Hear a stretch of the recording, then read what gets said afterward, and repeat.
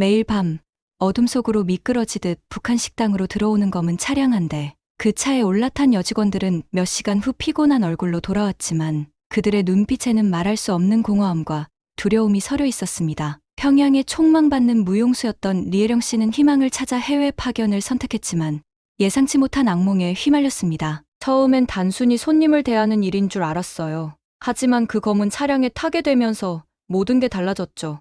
그녀는 식당이 단순한 노동의 장이 아닌 젊은 여성들의 인권을 무참히 짓밟는 공간임을 깨달았습니다. 끝없는 압박 속에서 그녀는 자신을 지키기 위해 싸워야 했습니다. 도대체 어떤 일이 있었던 걸까요? 제가 마지막으로 무대에 섰던 그날, 온몸이 불타오르듯 뜨거웠습니다. 평양 만수대 예술극장의 붉은 커튼이 올라가는 순간 심장이 터질 것만 같았어요. 객석에서 터져나온 환호성이 제 피를 끓게 했죠. 그때는 제 인생이 이렇게 바뀔 줄은 꿈에도 몰랐습니다. 열정적인 춤이 제 인생의 전부였어요. 5살 때부터 시작해서 평양무용대학을 수석으로 졸업했죠. 만수대 예술단의 수석 무용수가 되었을 때는 온몸에 전율이 흘렀습니다. 매일 새벽부터 일어나 연습할 때마다 온몸이 땀으로 젖어들었어요. 밤늦게까지 거울 앞에서 몸을 휘저으며 동작 하나하나를 완벽하게 만들었죠. 부모님은 제가 무용하는 걸 자랑스러워하셨습니다. 특히 아버지는 공연 때마다 앞자리에서 지켜보셨는데 그 눈빛에 가슴이 떨렸어요.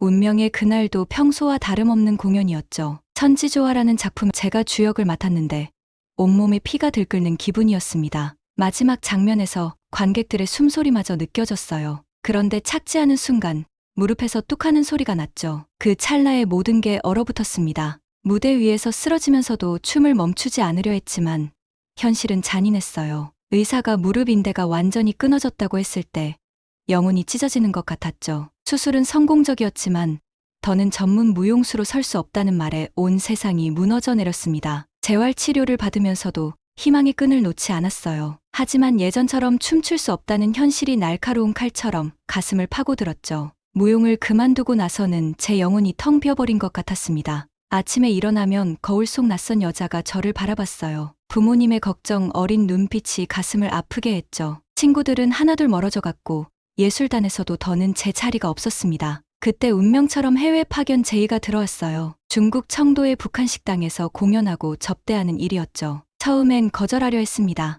화려했던 제 무대가 그리웠으니까요. 하지만 이대로는 살아갈 수 없다는 절박함이 온몸을 휘감았죠. 청도행을 결정하기 전 마지막으로 만수대 예술극장을 찾았습니다. 빈 객석을 바라보며 오랫동안 서 있었어요. 제 꿈과 열정을 모두 이곳에 묻어두기로 했죠. 그날 밤 꿈에서도 춤을 추고 있었는데 온몸이 불타오르는 것을 느꼈습니다. 출국 전날 아버지가 절 부르셨어요. 혜령아, 내가 어떤 선택을 하든 그건 내 인생이니 후회 없이 살아라. 그 말씀의 의미를 그때는 알지 못했죠. 새로운 시작에 대한 기대와 두려움이 가슴속에서 휘몰아쳤습니다. 비행기에 오르기 전 마지막으로 평양을 내려다봤어요. 저 어딘가에 제 꿈의 무대가 있었죠. 제가 흘린 뜨거운 땀방울과 눈물이 남아있는 그곳입니다. 이별이 이토록 길어질 줄은 몰랐어요. 그리고 제가 다시는 그 무대로 돌아올 수 없을 거란 걸 알았더라면 마지막 순간을 더 오래 바라봤을 것이었죠. 중국행 비행기 안에서 가슴이 미친 듯이 뛰었습니다. 이제 어떻게 살아야 할지, 무엇을 위해 살아야 할지 고민했어요. 답은 나오지 않았지만 한 가지는 분명했죠. 더는 예전의 리에령이 아니라는 것이었습니다. 무용수로서의 제 삶은 끝났지만 어쩌면 이것이 새로운 시작일지도 몰라요. 밤이 깊어질 때면 그때의 기억이 온몸을 휘감아옵니다. 관객들의 뜨거운 함성, 무대의 눈부신 조명, 온몸을 적시던 음악이 여전히 생생해요. 그리고 그날의 그 순간, 제 무릎에서 들린 소리와 함께 모든 것이 산산조각 났던 그 순간이 가슴을 후벼 파듯 밀려오죠. 그럴 때면 눈물이 흘러내립니다. 이제는 알게 되었어요. 그 눈물이 제가 얼마나 춤을 갈망했는지 보여주는 증거라는 것을요. 청도에 도착한 첫날부터 온몸에 소름이 끼쳤습니다. 북한 식당 유경의 붉은 간판이 마치 저를 노려보는 것만 같았어요. 지배인은 얄밉게 웃으며 절 위아래로 훑어 그의 눈빛에서 뭔가 불순한 것이 느껴졌습니다. 첫 공연은 그래도 가슴이 뛰게 만들었어요. 화려한 조명은 없었지만 손님들의 시선이 저를 따라왔죠. 무대는 좁았지만 제가 춤출 수 있는 공간이었습니다. 다리는 여전히 완벽하지 않았어요. 하지만 그래도 춤을 출 수 있다는 사실만으로도 가슴이 떨렸죠. 손님들의 반응은 뜨거웠습니다. 특히 중국인 사업가들이 저를 유심히 봤어요. 그들의 시선이 불편했지만 그래도 참았죠. 지배인은 제게 은근히 더 친절하게 하라고 강요했습니다. 손님이 원하는 건 다 들어줘야 해요. 그 말에 온몸에 소름이 돋았죠. 동료들은 하나같이 공허한 눈빛을 하고 있었습니다. 웃고는 있었지만 그 웃음이 진심이 아니란 걸 알 수 있었어요. 특히 밤이 되면 더욱 불안해 보였죠. 어떤 날은 동료가 검은 승용차에 실려 나가는 걸 봤습니다. 그날 밤 그 친구의 울음소리가 복도 끝에서 들려왔어요. 방 안에는 감시 카메라가 있다는 걸 알았죠. 휴대폰도 모두 검사받았습니다. 우리의 모든 행동이 누군가의 눈에 띄고 있다는 게 너무나 끔찍했어요. 화장실에 가서야 겨우 한숨 돌릴 수 있었죠. 거기서도 혹시 몰래 지켜보고 있진 않을까 불안했습니다. 손님들과 술을 마실 때면 속이 뒤틀렸어요. 그들의 손이 제 어깨에 닿을 때마다 참을 수 없는 구역질이 났죠. 하지만 저항할 수 없었습니다. 손님 접대만 잘하면 월급을 더 줄게. 지배인의 말에는 항상 꺼림칙한 무언가가 숨어 있었어요. 어느 날 밤, 한 젊은 손님이 제게 집요하게 달라붙었습니다. 술에 취해 제 허리를 강제로 잡았어요. 그때 지배인이 살짝 눈짓을 했죠. 그 순간 저는 이곳의 진짜 정체를 깨달았습니다. 이건 단순한 식당이 아니었어요. 뭔가 더 어둡고 위험한 곳이었죠. 저녁이면 복도를 걸을 때마다 누군가 뒤에서 따라오는 것 같았습니다. 뒤돌아봐도 아무도 없었지만 그 느낌은 떨쳐지지 않았어요. 마치 제가 거미줄에 걸린 벌레처럼 느껴졌죠. 도망칠 수도 없고 소리 지를 수도 없었습니다. 선영이라는 동료가 있었어요. 어느 날 그녀가 사라졌죠. 지배인은 본국으로 돌아갔다고 했습니다. 하지만 그녀의 짐은 그대로 있었어요. 침대 밑에서 그녀의 일기장을 발견했는데 마지막 장에는 살려주세요라는 글자가 희미하게 적혀 있었죠. 매일 밤 악몽에 시달렸습니다. 누군가가 절 쫓아오는 꿈이었어요. 도망치려고 해도 다리가 움직이지 않았죠. 식은땀에 젖어 깨어나면 현실도 꿈과 다르지 않다는 걸 깨달았습니다. 이곳은 제가 춤추던 그 화려한 무대가 아니었어요. 이곳은 지옥이었죠.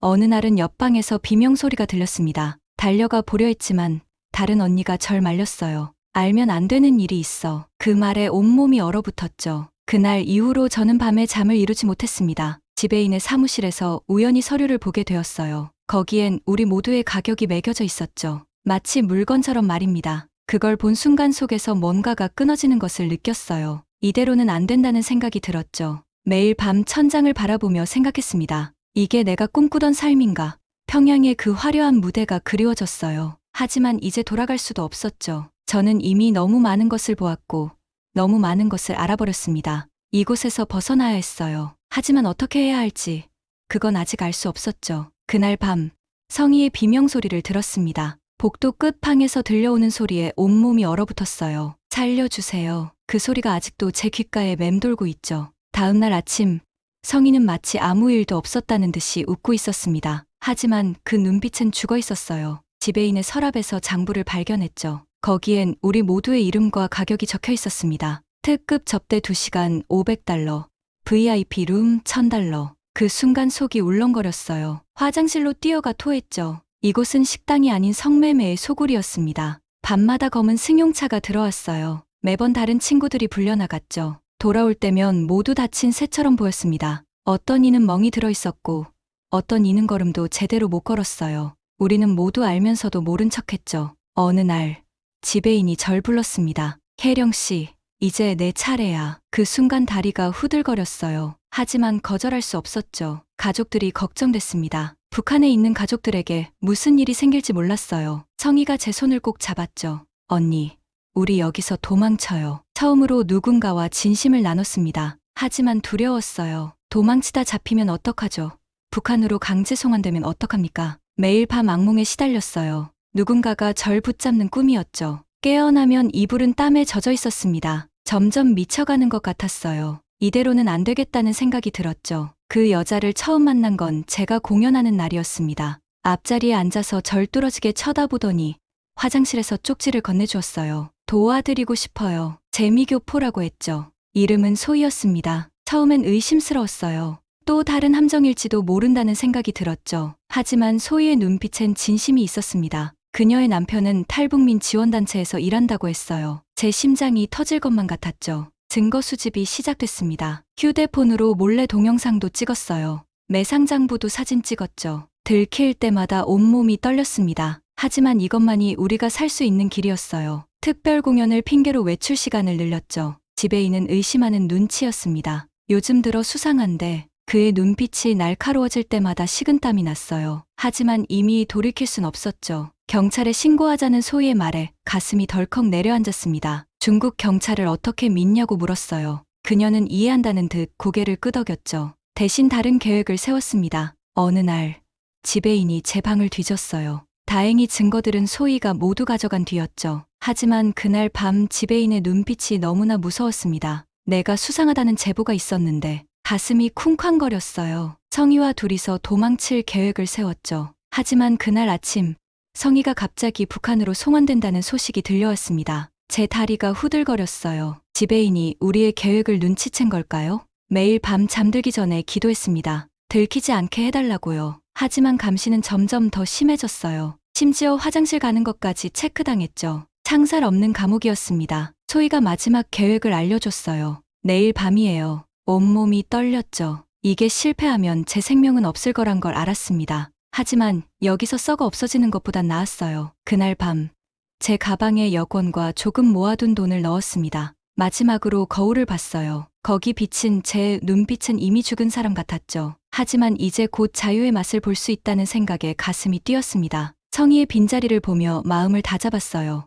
언니, 나도 곧 자유로워질 거예요. 이제 모든 준비는 끝났죠. 내일이면 새로운 삶이 시작될 거라는 희망, 그리고 실패하면 죽을 수도 있다는 공포가 뒤섞였습니다. 마지막 날 밤, 창문 너머로 달을 바라봤어요. 저 달 아래 우리 가족들도 절 보고 있을까요? 눈물이 흘렀죠. 하지만 이미 돌이킬 순 없었습니다. 이제 남은 건 탈출뿐이었어요. 그날 밤, 특별 공연이 시작됐을 때 제 심장은 터질 것 같았습니다. 손님들 앞에서 마지막 춤을 추는데 다리가 후들거렸어요. 지배인은 의심스러운 눈빛으로 절 지켜보고 있었죠. 공연 도중 갑자기 정전이 됐습니다. 소희가 약속한 신호였어요. 아수라장이 된 홀에서 비명소리가 들렸죠. 어둠 속에서 누군가 제 손을 잡아 끌었습니다. 소희의 남편이었어요. 뒷문으로 빠져나오는데 지배인과 딱 마주쳤습니다. 그의 손에는 총이 들려 있었어요. 이 배신자 같은 년. 그때 갑자기 북한 보위부 요원들이 들이닥쳤죠. 지배인의 얼굴이 하얗게 질렸습니다. 도망치는 와중에도 뒤에서 총소리가 들렸어요. 누가 맞았는지, 누가 쓰러졌는지 알 수 없었죠. 그저 필사적으로 달렸습니다. 소희의 차에 탔을 때는 이미 온몸이 땀으로 흠뻑 젖어 있었어요. 차 안에서 뒤를 돌아봤습니다. 식당은 아수라장이 되어 있었어요. 붉은 간판이 흔들리는 게 보였죠. 그곳에 제 청춘이, 제 꿈이, 그리고 동료들의 눈물이 묻혀 있었습니다. 국경을 넘기 전까지 잠시도 쉴 수 없었어요. 중국 공안에게 붙잡힐 뻔한 적도 있었죠. 라오스로 가는 길은 더 험했습니다. 밀림 속에서 뱀도 보였고 벌레에 물어 온몸이 부었어요. 때로는 북한에 있는 가족들 생각에 가슴이 미어졌죠. 붙잡히면 그들은 어떻게 될까? 그런 생각이 들 때마다 더 악착같이 달렸습니다. 살아남아야 했어요. 그래야 언젠가 그들을 구할 수 있으니까요. 국경을 건널 때마다 제 심장은 멈춘 것만 같았습니다. 매번 붙잡힐 것 같았어요. 하지만 이상하게도 두렵지 않았죠. 차라리 죽는 게 낫지.